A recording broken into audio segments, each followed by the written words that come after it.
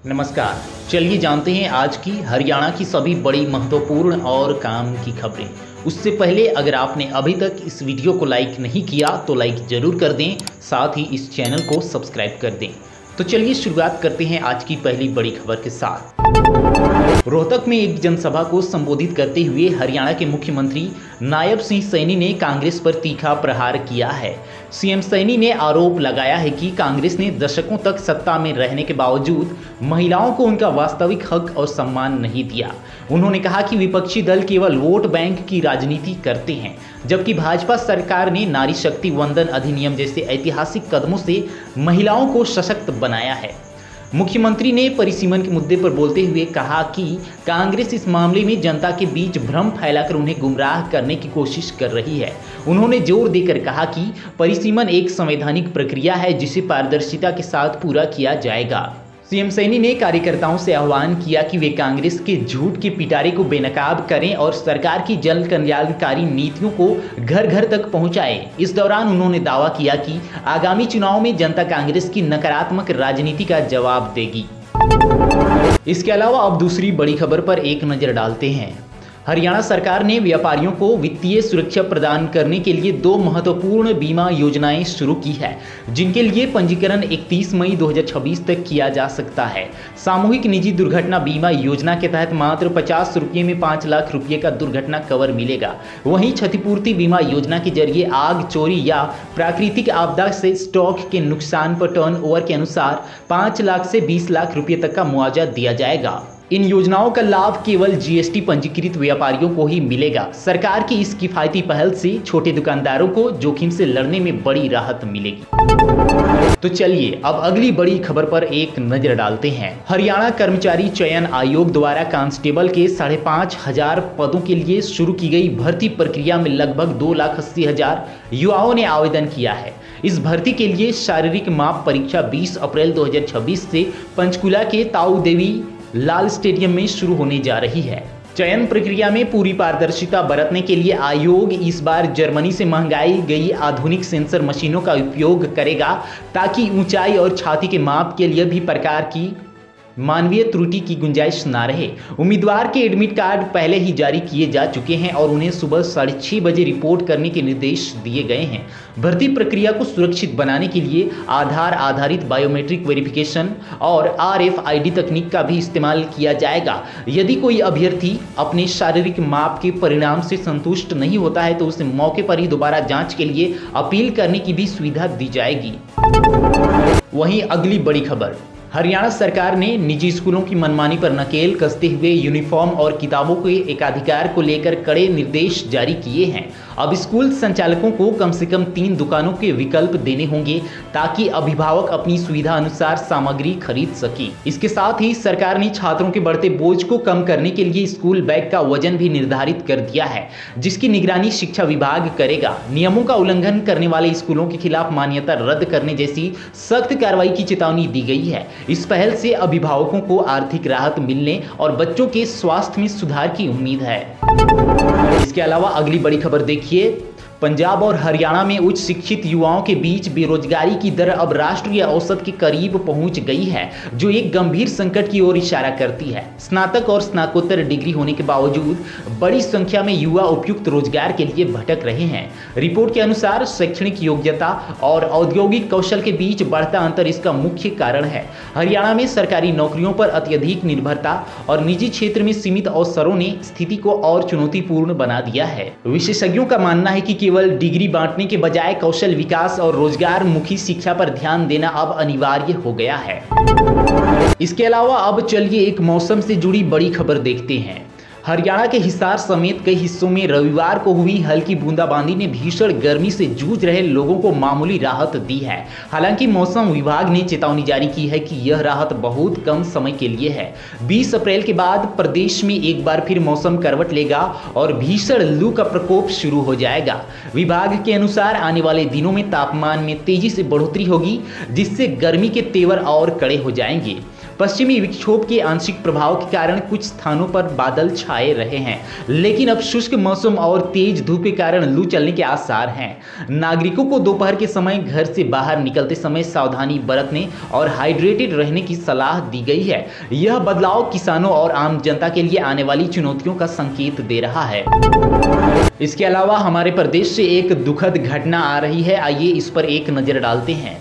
हिमाचल प्रदेश में सैन्य प्रशिक्षण के दौरान फरीदाबाद के एक जांबाज सैनिक के शहीद होने की दुखद खबर सामने आ रही है। मृतक जवान की पहचान फरीदाबाद के रहने वाले यशपाल के रूप में हुई है, जो भारतीय सेना में अपनी सेवाएं दे रहे थे।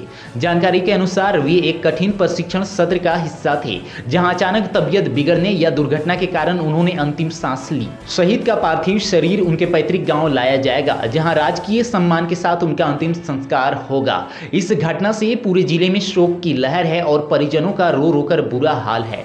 मुख्यमंत्री और अन्य नेताओं ने जवान की शहादत पर गहरा दुख व्यक्त करते हुए उन्हें भावभीनी श्रद्धांजलि अर्पित की है। देश के लिए अपना सर्वोच्च बलिदान देने वाले इस वीर सपूत को पूरा इलाका नमन कर रहा है। इसके अलावा एक और बड़ी दुखद घटना सामने आई है। रोहतक के सुनारिया कला गांव में एक 22 वर्षीय युवक की चारपाई पर संदिग्ध परिस्थितियों में मौत का मामला सामने आया है। मृतक की पहचान सुमित के रूप में हुई है, जिसका शव सुबह उसके कमरे में लहूलुहान हालत में मिला। परिजनों के अनुसार सुमित रात को खाना खाकर सोया था, लेकिन सुबह वह मृत पाया गया। शरीर पर चोट के निशान और घटनास्थल के हालात हत्या की ओर इशारा कर रहे हैं। सूचना मिलते ही पुलिस और FSL की टीम ने मौके पर पहुंचकर साक्ष्य जुटाए हैं। पुलिस ने शव को पोस्टमार्टम के लिए भेज दिया है और मामले की गहराई से जांच शुरू कर दी है। इस घटना से गांव में दहशत और गम का माहौल है। सुमित की मौत के पीछे के कारणों का खुलासा पोस्टमार्टम रिपोर्ट और पुलिस तफ्तीश के बाद ही हो पाएगा। स्थानीय लोग जल्द से जल्द दोषियों को पकड़ने की मांग कर रहे हैं। अब इसके अलावा हादसे से जुड़ी एक बड़ी खबर सामने आ रही है, आइए इस खबर पर नजर डाल लेते हैं। पलवल के मूड़कटी थाना क्षेत्र में नूह होडल रोड पर एक भीषण सड़क हादसा हुआ, जहां एक तेज रफ्तार ट्रक ने बाइक और स्कूटी को अपनी चपेट में ले लिया। इस दर्दनाक दुर्घटना में 3 लोगों की मौत हो गई है। जानकारी के अनुसार ट्रक चालक ने लापरवाही से ओवरटेक करने की कोशिश की थी, जिस दौरान यह टक्कर हुई। मृतकों में चाची और भतीजा भी शामिल बताए जा रहे हैं, जो बाइक पर सवार थे। हादसे के बाद चीख पुकार मच गई और मौके पर मौजूद लोगों ने घायलों को तुरंत अस्पताल पहुंचाया, लेकिन डॉक्टरों ने उन्हें मृत घोषित कर दिया। आरोपी ट्रक चालक वारदात के बाद वाहन छोड़कर मौके से फरार हो गया। पुलिस ने ट्रक को कब्जे में लेकर अज्ञात चालक के खिलाफ मामला दर्ज कर लिया है और उसकी तलाश जारी है। इस घटना से पीड़ित परिवारों में कोहराम मचा हुआ है। इसके अलावा एक और अगली बड़ी खबर आ रही है। अमेरिका के कैलिफोर्निया में एक भीषण सड़क हादसे में हरियाणा के कैथल और करनाल के 2 युवकों की दर्दनाक मौत हो गई है। मृतकों की पहचान कैथल के पुंडरी निवासी अरुण जांगड़ा और करनाल के विशाल कुमार के रूप में हुई है। जानकारी के अनुसार उनकी तेज रफ्तार कार अनियंत्रित होकर एक भारी वाहन से टकरा गई, जिसके बाद वाहन में भीषण आग लग गई और दोनों युवक जिंदा जल गए। बताया जा रहा है कि दोनों दोस्त थे और बेहतर भविष्य की तलाश में डंकी रूट के जरिए लाखों रुपए खर्च कर अमेरिका पहुंचे थे और वहां ट्रक चलाने का काम करते थे। हादसे का वीडियो सोशल मीडिया पर वायरल होने के बाद परिजनों को इनकी सूचना मिली। इस घटना से गांव में मातम पसरा हुआ है। पीड़ित परिवारों ने अपनी जमीन बेचकर उन्हें विदेश भेजा था और अब वे सरकार से पार्थिव शरीर को भारत लाने की गुहार लगा रहे हैं। अब चलिए अगली बड़ी खबर पर अगला नजर डालते हैं। हरियाणा के रेवाड़ी में धारू हेड़ा चुंगी के पास स्थित झुग्गियों में भीषण आग लगने से भारी तबाही हुई है। आग इतनी जबरदस्त थी कि देखते ही देखते दर्जनों झुग्गियां जलकर खाक हो गई। इस दौरान झुग्गियों में रखे कई रसोई गैस सिलेंडर धमाके के साथ फट गए, जिससे इलाके में दहशत और हड़कंप मच गया। सूचना मिलते ही दमकल विभाग की कई गाड़ियां मौके पर पहुंची और कड़ी मशक्कत के बाद आग पर काबू पाया गया। धमाकों की आवाज काफी दूर तक सुनाई दी और आसमान में धुएं का गुब्बार छा गया। गनीमत रही कि हादसे के समय ज्यादातर लोग बाहर थे, जिससे बड़ी जनहानि टल गई। हालांकि गरीब परिवारों का घरेलू सामान और जमा पूंजी पूरी तरह जल गई। पुलिस और प्रशासन की टीमें नुकसान का आकलन करने और आग लगने के कारणों की जांच में जुटी है। पीड़ित परिवारों ने सरकार से आर्थिक मदद की गुहार लगाई है। आगे बढ़ने से पहले अगर आपने अभी तक इस वीडियो को लाइक नहीं किया है तो लाइक जरूर कर दें। इसके अलावा इस वीडियो को अपने दोस्तों और रिश्तेदारों के साथ शेयर करना बिल्कुल ना भूलें। तो चलिए अब अगली बड़ी खबर पर नजर डालते हैं। करनाल के असंध इलाके में सूरज नामक युवक की हत्या से गुस्साए परिजनों ने शव को सड़क पर रखकर करनाल कैथल हाईवे को पूरी तरह जाम कर दिया है। परिजनों का आरोप है कि पुलिस आरोपियों की गिरफ्तारी में ढील बरत रही है। जाम के कारण हाईवे के दोनों ओर वाहनों की लंबी कतारें लग गई है, जिससे यात्रियों को भारी परेशानी का सामना करना पड़ रहा है। मौके पर भारी पुलिस बल तैनात है और अधिकारी प्रदर्शनकारियों को समझाने का प्रयास कर रही है। परिजनों ने स्पष्ट किया है कि जब तक सभी मुख्य आरोपियों को गिरफ्तार नहीं किया जाता, वे शव का अंतिम संस्कार नहीं करेंगे। इस विरोध प्रदर्शन ने प्रशासन की कार्यप्रणाली पर गंभीर सवाल खड़े कर दिए हैं और इलाके में तनावपूर्ण स्थिति बनी हुई है। पुलिस ने जल्द कार्रवाई का आश्वासन दिया है ताकि यातायात को सुचारू रूप से बहाल किया जा सके। इसी के साथ अब अगली बड़ी खबर देखिए। पानीपत पुलिस ने आसाराम मामले के मुख्य गवाह महेंद्र चावला को 70 लाख रुपए की धोखाधड़ी के आरोप में गिरफ्तार कर लिया है। इस कार्रवाई के दौरान पुलिस ने उनके भाई और भतीजे को भी हिरासत में लिया है। उन पर जमीन के सौदे और अन्य व्यावसायिक लेन देन के नाम पर बड़ी राशि ठगने का आरोप है। महेंद्र चावला आसाराम के खिलाफ बलात्कार मामले में एक प्रमुख गवाह रहे हैं और उन्हें पहले से ही सुरक्षा मिली थी। सीआईए की टीम अब इस मामले की गहराई से जांच कर रही है ताकि धोखाधड़ी के इस नेटवर्क का पूरी तरह खुलासा किया जा सके। इस गिरफ्तारी ने स्थानीय स्तर पर काफी सनसनी फैला दी है। अब अगली बड़ी खबर। पूर्व मुख्यमंत्री और कांग्रेस नेता भूपेंद्र सिंह हुड्डा ने रोहतक में मीडिया से बातचीत करते हुए हरियाणा सरकार पर किसानों की अनदेखी का गंभीर आरोप लगाया है। उन्होंने कहा कि प्रदेश की मंडियों में किसानों को उनकी फसल पर न्यूनतम समर्थन मूल्य यानी कि एमएसपी नहीं मिल रहा है। हुड्डा ने सरकार की खरीद नीति की आलोचना करते हुए कहा कि पोर्टल, बायोमेट्रिक प्रणालीकरण और गेट पास जैसी जटिल शर्तों के कारण किसान परेशान हैं और उन्हें अपनी उपज औने पौने दामों पर बेचने के लिए मजबूर होना पड़ रहा है। उन्होंने आरोप लगाया कि मंडियों में उठान यानी कि लिफ्टिंग न होने के कारण जाम की स्थिति बनी हुई है और सरकार जानबूझकर ऐसे नियम थोप रही है जिससे किसान हताश होकर एमएसपी से नीचे फसल बेच रहे हैं। इसके साथ ही उन्होंने बेमौसम बारिश से हुए नुकसान के लिए मुआवजे और एमएसपी पर अतिरिक्त बोनस की मांग भी दोहराई है।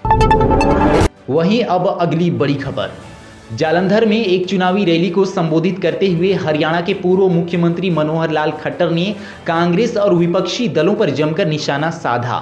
उन्होंने महिला आरक्षण विधेयक यानी कि नारी शक्ति वंदन अधिनियम का जिक्र करते हुए कहा कि कांग्रेस ने दशकों तक इस महत्वपूर्ण विधेयक को लटकाए रखा और महिलाओं को उनके राजनीतिक अधिकारों से वंचित रखा। खट्टर ने चेतावनी भरे लहजे में कहा कि महिलाओं की इस अनदेखी का परिणाम कांग्रेस को आगामी चुनाव में भुगतना पड़ेगा, क्योंकि देश की मातृशक्ति अब जागरूक हो चुकी है और भाजपा के साथ खड़ी है। उन्होंने प्रधानमंत्री मोदी के नेतृत्व की सराहना करते हुए कहा कि भाजपा ने न केवल कानून बनाया बल्कि उसे धरातल पर उतारने का संकल्प भी लिया। इस दौरान उन्होंने पंजाब सरकार की विफलताओं पर भी प्रहार किया और जनता से केंद्र की जन कल्याणकारी नीतियों के पक्ष में मतदान करने की अपील की। यह संबोधन पंजाब और हरियाणा के सीमावर्ती क्षेत्र में भाजपा के प्रभाव को मजबूत करने की कोशिश के तौर पर देखा जा रहा है। अब चलिए अगली बड़ी खबर पर एक नजर डालते हैं। रोहतक पीजीआई में एक बुजुर्ग पिता के शव के अंतिम संस्कार को लेकर भाई और बहन के बीच सड़क पर हाई वोल्टेज ड्रामा देखने को मिला। बेटों का तर्क है कि हिंदू रीति रिवाजों के अनुसार मुखाग्नि देने और अंतिम संस्कार करने का हक केवल बेटों का है और उनकी बहन मीनाक्षी बेवजह जिद पर अड़ी है। वहीं बेटी मीनाक्षी ने अपने भाइयों पर गंभीर आरोप लगाते हुए कहा कि वे पिता के जीवित रहते समय उनकी देखभाल नहीं कर सकते थे और अब केवल बीमा क्लेम और संपत्ति हड़पने के उद्देश्य से शव पर अपना हक जता रहे हैं। विवाद इतना बढ़ गया कि पुलिस को हस्तक्षेप करना पड़ा।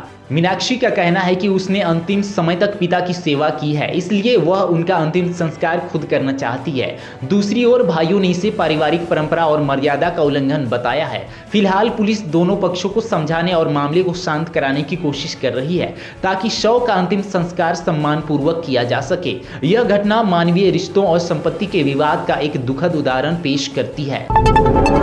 अब अगली बड़ी खबर। हरियाणा के पुलिस बेड़े के लिए एक बड़ी खबर सामने आई है। संघ लोक सेवा आयोग ने 28 अप्रैल को चंडीगढ़ में विभागीय पदोन्नति समिति की एक महत्वपूर्ण बैठक बुलाई है। इस बैठक का मुख्य एजेंडा हरियाणा पुलिस सेवा के अधिकारियों को भारतीय पुलिस सेवा में पदोन्नति करना है। मिली जानकारी के अनुसार इस प्रक्रिया के माध्यम से हरियाणा के 22 एचपीएस अधिकारियों का आईपीएस बनने का रास्ता साफ हो जाएगा। राज्य सरकार की ओर से पहले ही योग्य अधिकारियों के नामों का पैनल भेजा जा चुका है। 28 अप्रैल की बैठक में यूपीएससी के सदस्य, हरियाणा के मुख्य सचिव और पुलिस महानिदेशक शामिल होकर इन नामों पर अंतिम मुहर लगाएंगे। लंबे समय से लंबित इस पदोन्नति से राज्य में आईपीएस अधिकारियों की कमी दूर होगी और कानून व्यवस्था को मजबूती मिलेगी।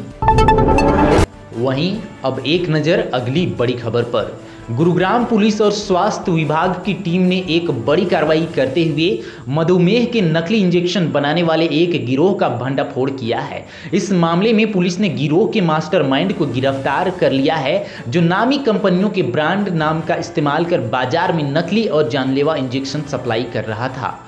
छापेमारी के दौरान भारी मात्रा में तैयार नकली इंजेक्शन, खाली शीशियां, पैकेजिंग सामग्री और नकली लेबल बरामद किए गए हैं। जांच में सामने आया है कि यह गिरोह न केवल गुरुग्राम बल्कि दिल्ली एनसीआर के अन्य हिस्सों में भी इन नकली दवाओं की आपूर्ति कर रहा था, जिससे मरीजों की जान को गंभीर खतरा पैदा हो गया था। पुलिस अब यह पता लगाने की कोशिश कर रही है कि इस नेटवर्क के तार और कहां-कहां जुड़े हैं और इस खेल में कौन-कौन से मेडिकल स्टोर या वितरक शामिल थे। अधिकारियों ने लोगों से अपील की है कि वे दवाएं खरीदते समय अधिकृत विक्रेताओं से ही संपर्क करें और किसी भी संदेह होने पर तुरंत सूचना दें। अगली बड़ी खबर अब देखिए। रेवाड़ी के रहने वाले 22 वर्षीय रवि मौन का पार्थिव शरीर 6 महीने के लंबे इंतजार के बाद रूस से उनके पैतृक गांव मातनहेल पहुंचा, जहां गमगीन माहौल में उनका अंतिम संस्कार किया गया। रवि बेहतर भविष्य और नौकरी की तलाश में रूस गए थे, लेकिन वहां उन्हें धोखे से यूक्रेन के खिलाफ युद्ध के मैदान में अग्रिम मोर्चे पर भेज दिया गया। अपनी मौत से कुछ समय पहले रवि ने घर पर फोन कर पिता से भावुक होकर कहा था, पापा हम फंस चुके हैं, जो उन्हें आखिरी शब्द साबित हुए। रवि की मौत के बाद उनके शव को भारत लाने के लिए परिवार ने सरकार से लंबी गुहार लगाई थी, जिसके बाद 6 महीने बाद उनका शव वापस आ सका। परिजनों ने आरोप लगाया है कि रवि को सुरक्षा गार्ड की नौकरी का झांसा देकर विदेश भेजा गया था, लेकिन रूसी सेना में शामिल कर जबरन जंग में झोंक दिया गया। इस घटना ने उन युवाओं की सुरक्षा पर भी गंभीर सवाल खड़े कर दिए हैं, जो एजेंटों के झांसे में आकर युद्धग्रस्त देशों में चले जाते हैं।